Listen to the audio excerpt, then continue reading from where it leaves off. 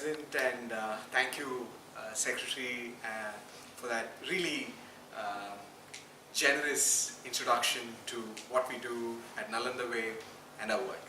Yeah. 2005, NalandaWay began, and it's been a while now, 13 years, and all with the sole primary purpose of how do we remove fear as a child growing up inside a classroom. I think the biggest challenge that we see while we're growing up, and we see that extensively for children, the amount of stress that they go through while studying in school. And it is much more severe if you're coming from a very marginalized, disadvantaged background. And I think that fear, both internal, coming from the kind of broken family situations that they come from, as well as the external fear of learning in a completely non-joyful, very stress-led, competitive space in a corporation school or a government school, really upsets the personality and reduces the kind of opportunities that these children might possess. So our goal primarily is how do we look at various ways of intervening inside a classroom by using art, both visual and performing arts, as a process to reduce that fear, provide that opportunity to provide them with expression, to make learning of math, science and languages through the visual medium of art and craft, which makes it more fun, makes it less stressful. Use a teacher using these interesting artful ways to teach so that she can teach it much more fun way. We work in 154 government schools, as mentioned by your secretary. We also have now set up 13 art labs now, including the recent one at the Little Flower Convent for the deaf. A dance studio where we teach music, dance and theatre for children with hearing and speech impairment. We've also started the Delhi Children's Choir earlier this year in Delhi, from the most poorest to the poor.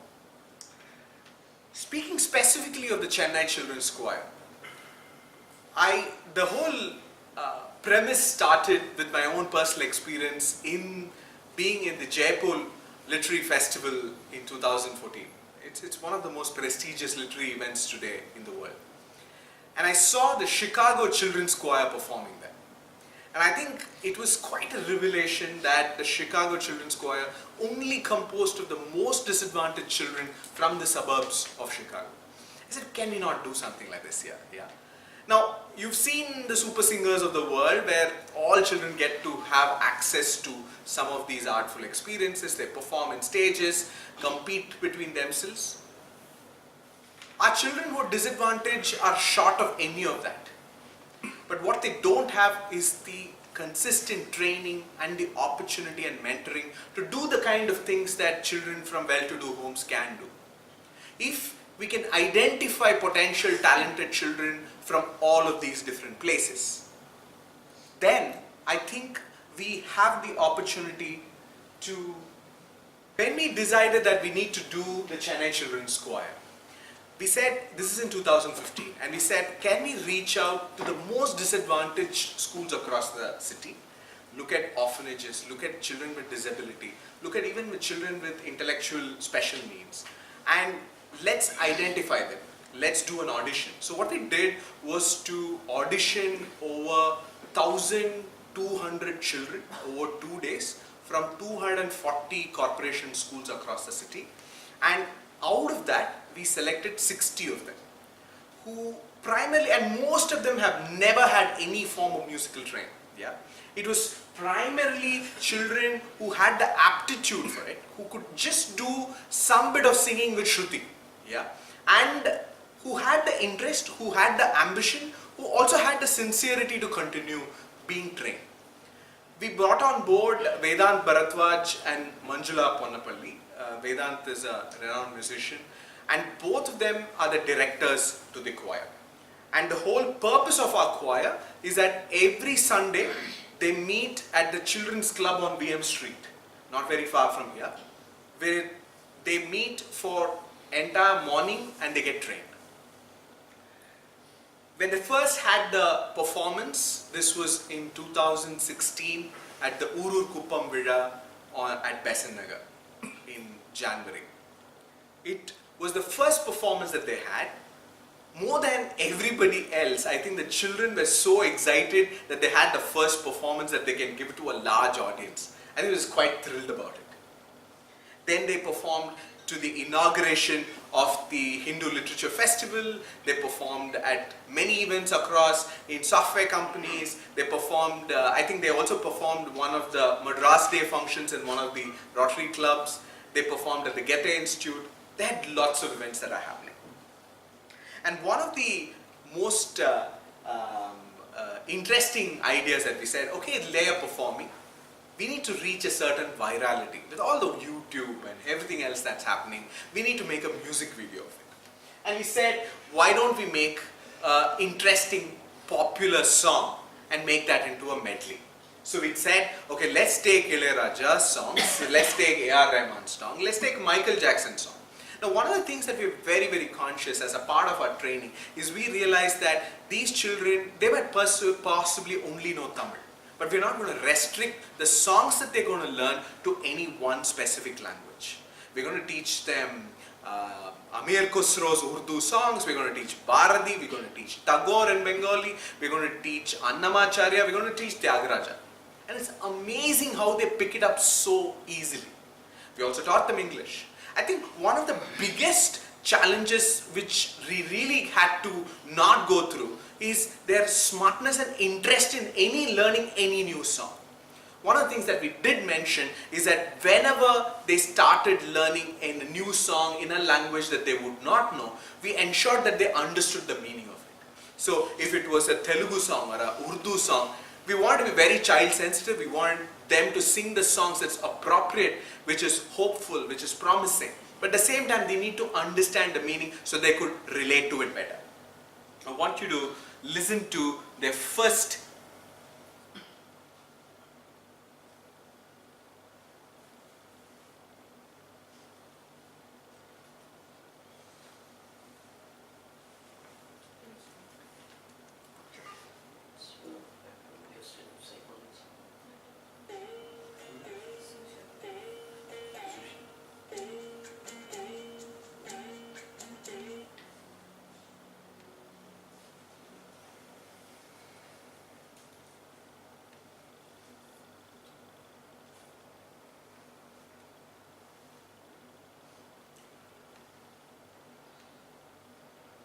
Madhu warned me about Max. It's really...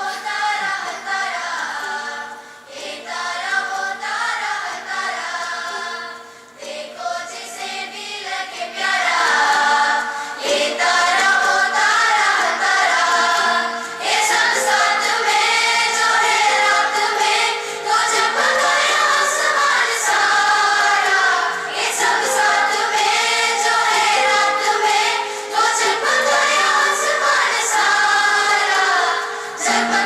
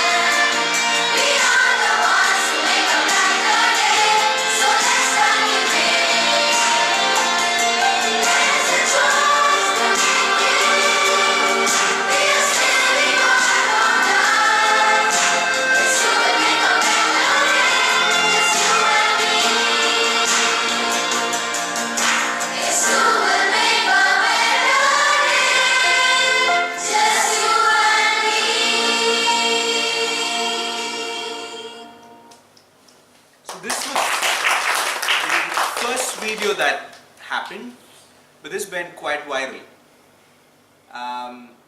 We were very, very excited when we launched this, and just to realize that in a matter of few days we had close to several million views.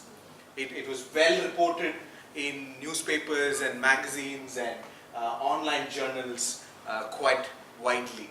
And it was the whole promise that we could have children who are divided by religion. You could have Muslim children, you could have Dalit children, you could have children with visual impairment, you could have children with autism, all coming together and singing with hope and promise. I think that was the biggest catch in the whole excitement. And we said, okay, we made a beginning, can we do something more? Randomly, a colleague of mine decided that she would look up for opportunities where children can perform. The initial target was to primarily look at something in Tamil Nadu. Okay? And quite ambitious as my a friend who got too enthusiastic about it, she googled somewhere and figured out there's this international choral festival all the way in Washington DC, which is the most prestigious summer festival in Washington DC during the Independence Day celebrations. And that's called the Serenade International Choral Festival. This year was the 8th edition of it, and it always brings choirs from across the world, and it's not a children's choir festival. It is for all ages. So you would have choirs coming in from across the world who learned these music forever. Yeah? And we made a random application for it. Little did we know that they would actually respond. And when they responded, they want to know who was their repertoire, what kind of songs they would sing, who are the people who are training it, why are you doing what you're doing. They had a lot of questions. They wanted to speak to our trainers, they wanted to listen to the videos, they wanted to speak to our children. They interviewed it many times. And finally, after 3-4 months, this is, I'm saying, 2017, from July onwards till December, this whole process took. And till November, I did not know this was happening in my own organization. There was going back and forth, and there was a lot of decentralized responsibility in my organization, but I'm like, okay, close to them actually hearing a final word, okay, you guys are selected. I'm like, okay, what did you guys actually do? But the whole point of it is this: you pitch for this, they approve it, but for you to get there and perform, you'll have to figure out a way to get the children there. Now, that's the scary part, right? You need to move close to 21 children and their trainers, and some of them are disabled and visually challenged. We had to actually take their parents as well. So we're talking about 32 individuals having to travel all the way to Washington DC. So the cost of travel, food, accommodation, all of that had to be formed. We did at one of those meetings, I think it was not very far, in Chemias, this colleague of mine who is the Mundrikotai and me decided we'll do a tissue paper calculation of how much this might actually cost. It turned out it was close to 32 lakhs. Wow. Yeah. Thankfully, it was not the summer season, the winter December season. Otherwise, the air tickets have been much double or thrice of that. And still, this was a lot of money. And I said, okay, now we work with a lot of corporates. Shrikant, one of your members, is one of our big donors. Ford is a big donor for us. But we do long-term, deep, impactful programs. I cannot go to my corporate donors and ask, okay, can you give me money so that I can buy air tickets for my children just to go there and sing and come back, you know? I think we were quite unsure how we're going to raise money for something like this. It's a lot of money. It's close to 50,000-60,000 US dollars. You know, I saw the budgets and I said, okay, 60 years you guys have raised so much money. I need to raise so much close to that for just sending them to US and getting them back. We told the Serenade festival organizers, we're going to wait till close to the event. So this event was in June 21st to July 4th. we told them, we were very hesitant to confirm till March. And we said, okay, we're going to do crowdfunding. We're going to ask the crowd, put it out there on a website, ask people randomly if they can fund, say $10, $5, 1,000 rupees, 2,000 rupees. We're going to see for 10 days how the response is, and then we will tell you whether we're coming or not. They said, okay, you can take time till March end and then tell us. Then something else happened. We said, for us to do a page on a fundraising site, we use keto.org for this. And we said, we need to make a good video, which is an appeal video. And a good friend of mine, Amar Ramesh, who's a very well-known photographer and filmmaker, he said, okay, I'm going to chip in. I'm going to make a video for you. I have no cost to it. I'm just going to do this because I love what you guys are doing. Let's see what happens. Yeah? I want you to see this video.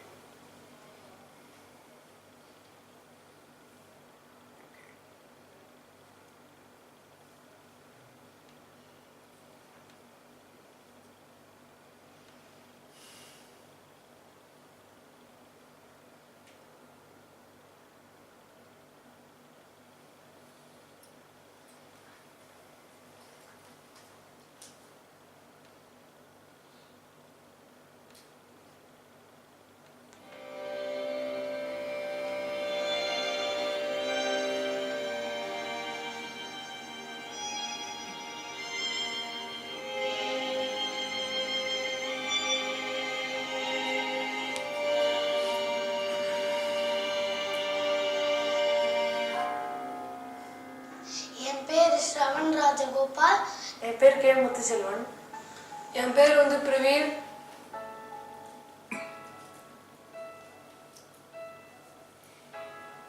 எங்க அப்பா bakery salesman வேலை பார்க்குறாரு. எங்க அம்மா house wife.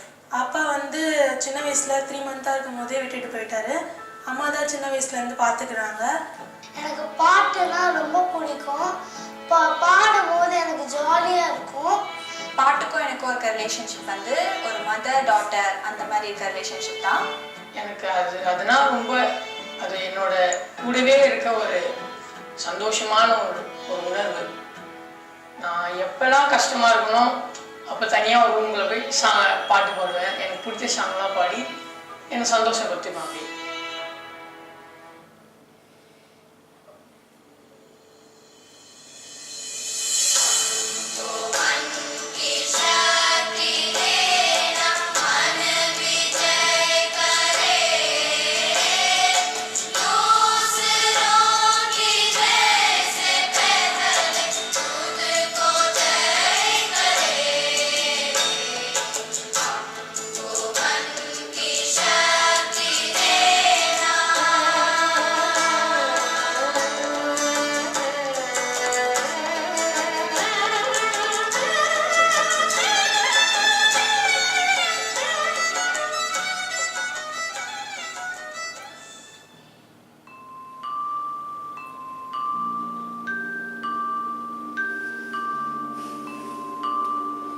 நான் தமிழ்நாடு விட்டே வெளியே போனதில்லை.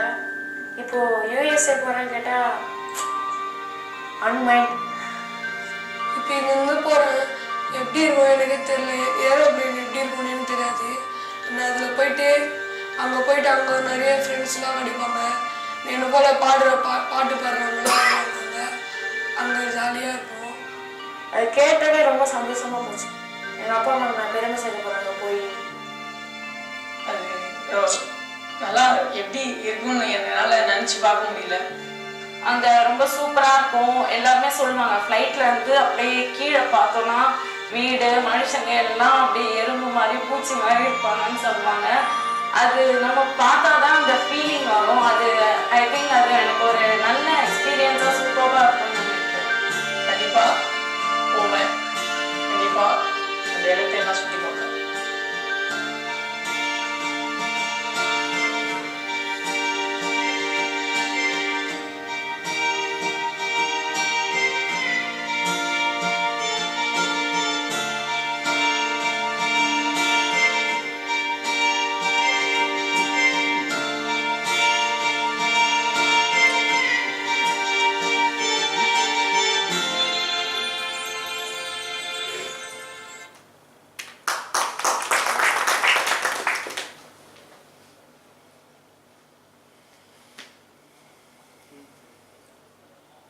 And when we did this video, we weren't too sure. I think Jay in this video, he was more sure that he'll definitely go.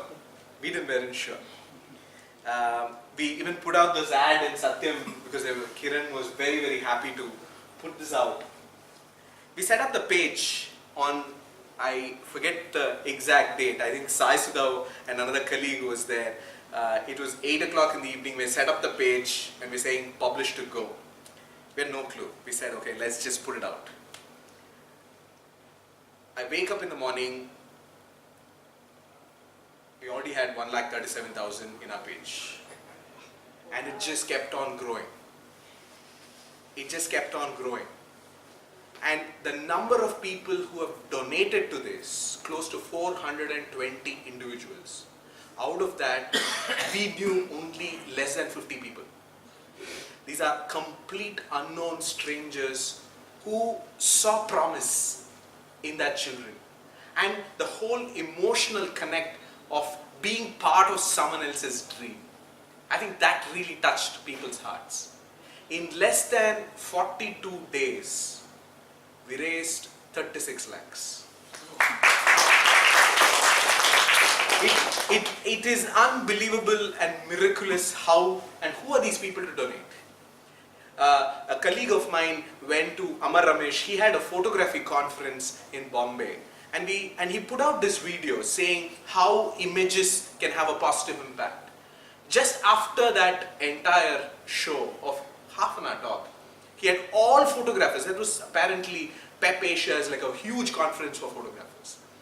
At the end of our presentation, he had donations up to 2.6 lakhs, people donating to it. It is quite fascinating that this happened. But that was not the first obstacle that we are going to face. Now we became confident. We said, okay, now we have the money. Let's travel. Okay? We have reached the target. We became a little cocky. And we said, okay, we're going to now work towards it. We went and spoke to the organizers of the festival. Okay, we are sure coming. All right. And we said, okay, now that we need to figure out the logistics of how do we get there, we spoke to every person whom we know, whom we can get us better discounts in any airline that we know. We spoke to Emirates, we spoke to Jet, we spoke to every other Indian airline, we spoke to Air India. All of them, we moved mountains to figure out who can help.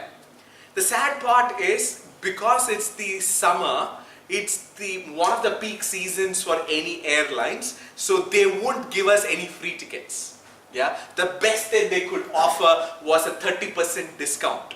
Yeah, and first initially Air India came up with some discount, and then we said, okay, then Emirates somebody referred to us and they came up with something close to 40% discount on fare. That was the first start. Then it realized that we need to figure out every other expense. We realized that accommodation is not as cheap as me going and finding a cheap hotel there. I need to go with 32 people, children and adults, which means we need to figure out stay. And I have never traveled to Washington DC. I've only traveled to New York. I've worked in New York. I've worked in California. I've never been to DC. None of my colleagues have also gone to DC. It is perhaps one of the most expensive cities to be there. And we realized, okay, what is the actual cost of accommodation, travel, food was actually a little more than 36 lakhs that we had initially budgeted for. In the middle of all of this, a group which I'd known from common friends, Tamil Association group from Washington DC, the Tamil Changam, they called in to us and said, you know, we're very excited that you're coming and we really want to host all of your children and we're going to take care of all your expenses in Washington DC. We were so excited. You know, we spoke to them and we were so excited. I still remember a 6 o'clock morning call with 6 of the various office bearers of the Tamil Changam, and they said, we're going to take care of their accommodation, we're going to take care of the local transport, we're taking care of, and sometimes it'll be a lovely opportunity for all of our families and our children to interact with these children because it's going to be a great transfer and we're going to take care of each other. You know, you're from our state. We were so excited, yeah. And we said, okay, this is said done. We can just take care of the rest of it. And then we spoke to our friends and we've always had a great relationship with the US consulate here. But in spite of all of that, we realized from April, to get a visa appointment for 32 people is quite nightmarish, even for our friends in the consulate. To the extent where we decided we need to get an appointment, we got an appointment in August for us to travel in June. Yeah, and we had to really move through mountains to get a preferential appointment, and we did get it. And we went through the visa queue and everything else. So out of 32 people who were supposed to travel, one child did not get the visa for random reasons. We don't know. And my friends at the consulate said, okay, let's not push it. Yeah, we've got 31 people traveling. I think it's a big task to get these visas done at such short notice. Let's just travel. As much as we were very disappointed, we said, okay, let's go. Closer to our travel date, as we were moving forward, we got a call. We didn't get any updates from our Tamil Changam friends. Okay, maybe we should talk to them. We're figuring out, maybe they're busy doing whatever they're doing. We said, can we speak? And we want to understand for visa purposes, we want to understand where we're really going to stay. We said, well, let's have a call. Out of silence, they came back with a call and said, I'm sorry, we tried everywhere. We don't think we can do something about it. And this was 15 days to travel. They completely left their hands dry, and we had not booked our accommodation. We do not know where we're going to find food. We do not know what it's going to take. And we did another backroom calculations to figure out how we're going to fund if we need to fund all of this together. And we just realized it's going to take another 15 more lakhs to take care of accommodation. We need to find food. We need to find, because it's multiple venues that these kids are going to perform. So they're going to perform in 4 different locations across Washington, DC, Virginia, Baltimore, and Maryland. We need to have a bus which can move about.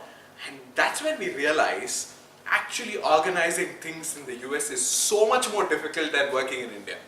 You know, it is so complicated to work in a country like the US because even transporters are so unionized. It's so difficult, and Washington DC is the most prohibitive cost structures anywhere else. In a place like California, or New Jersey, or New York, it's far more easier than DC, which is so used to international conferences with high-flying rates. You know, at that point also, I had so many of friends who perhaps very well-meaning, very well said, why are you doing all of this? You're actually inviting so much trouble. I looked at your video and the children are so excited to actually take the flight.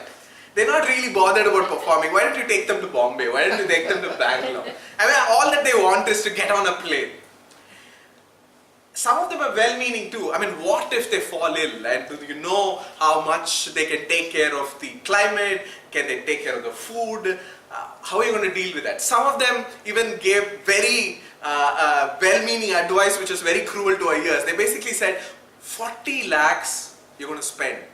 Why don't you put in a fixed deposit that you can actually be much more useful to them?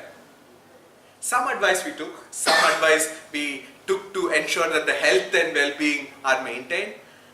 One thing I've realized in 13 years of running an NGO is how to develop a thick skin. Yeah, how to develop a skin where I can still be smiling and not approve of someone unsolicited advice. Well-meaning anyway. But we went on. You know, I still remember at the end of that call with the Tamil Changam second time when we said nothing is going to happen. I'm not actually a very religious person. But that evening, I prayed to Lord Venkadajalapati. I said, honestly, you need to take care. I have no clue what's going to happen.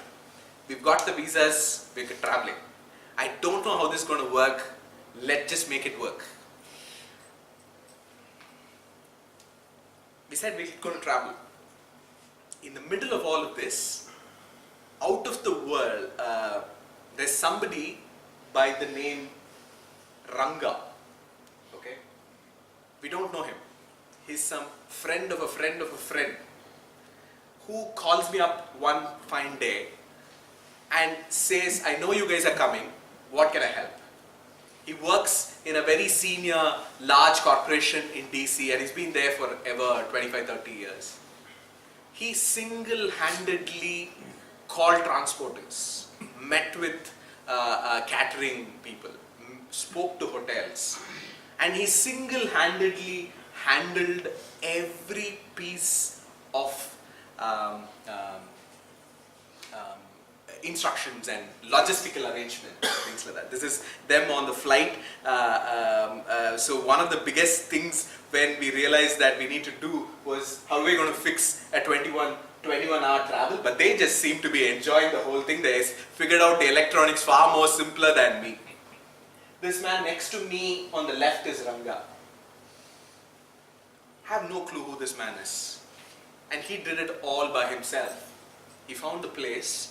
He found another interesting serendipitous coincidence. We found the place to provide food, which is the Lord Venkatachalapati temple in Fairfax. This is the temple. They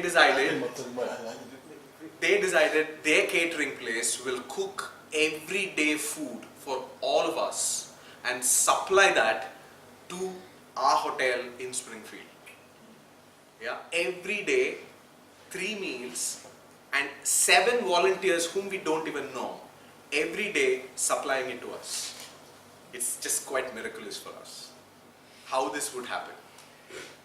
Well, we reached Washington DC, and that's the poster that we decided. They decided to practice everywhere that they think they would do. The performances started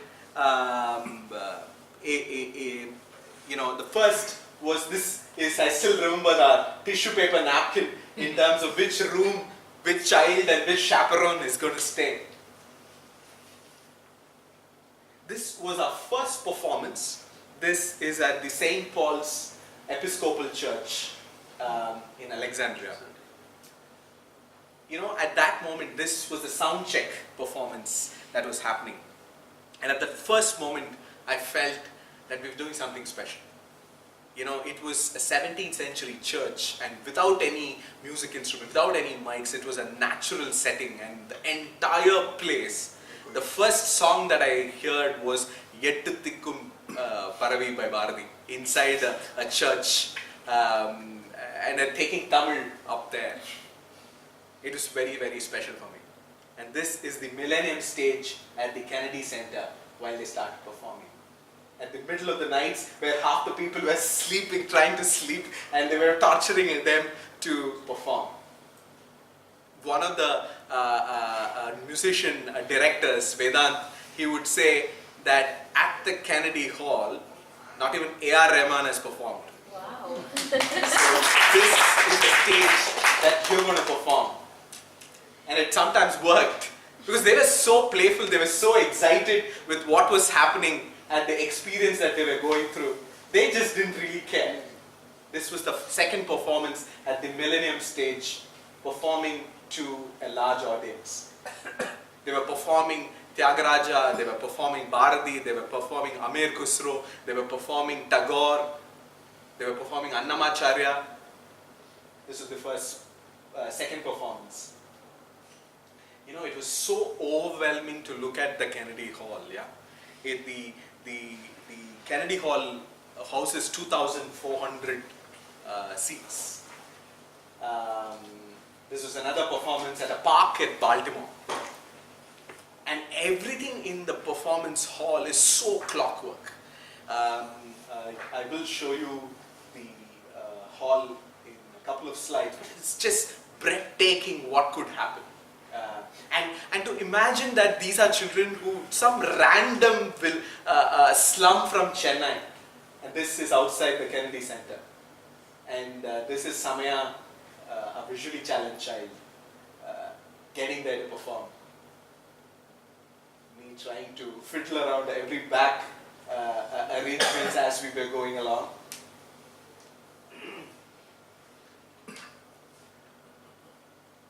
And this was before the sound check, all waiting to get inside at the backstage.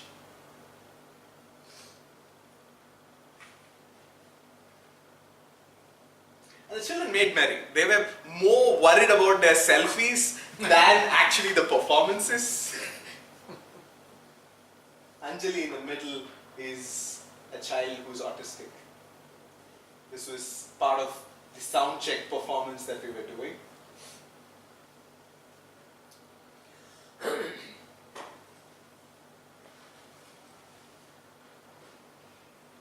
One of the interesting things is we had 4 choirs from 14 countries who were coming there to perform. This is the Kennedy Hall, and they were supposed to be performing here. And out of that 14 country 17 choirs coming from 14 countries, ours was the only children's choir. Rest will all were adults. There were also another choir which was supposed to come from Syria, and as Americans can and Trump can be how idiotic, they cancelled visas for the Syrian children because they were supposed to be terrorists apparently. Very sad. Yeah. And so finally, the good news or the bad news, the good news being our children became darlings for everybody. Wow. Because ours were the only children and everybody loved them. And I want to show you one of their final performances.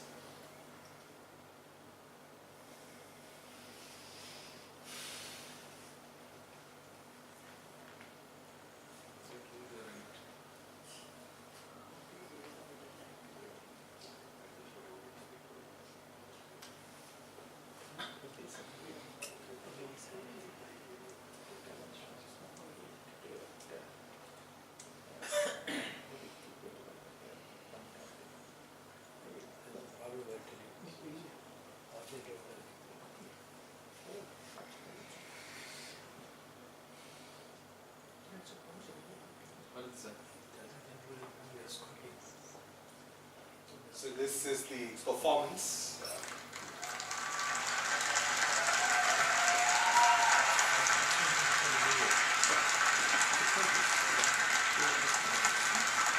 This is also the 100th birth anniversary of Mandela, and so the entire choir festival was in memory of him.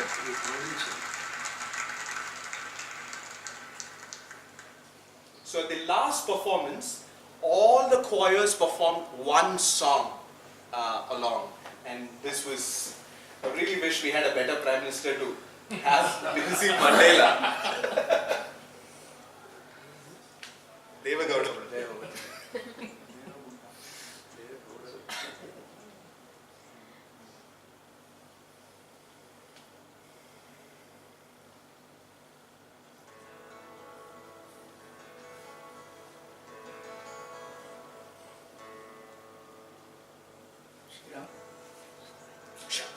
Sorry, no problem.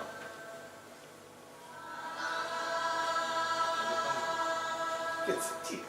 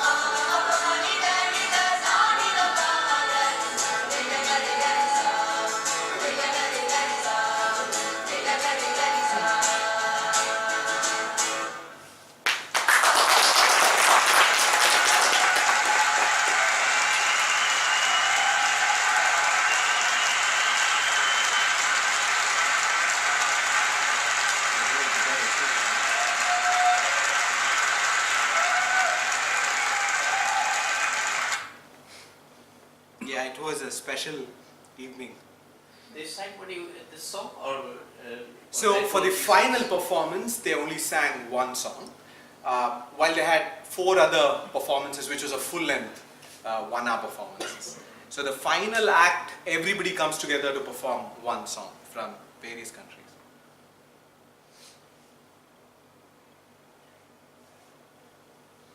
What was more funny and interesting was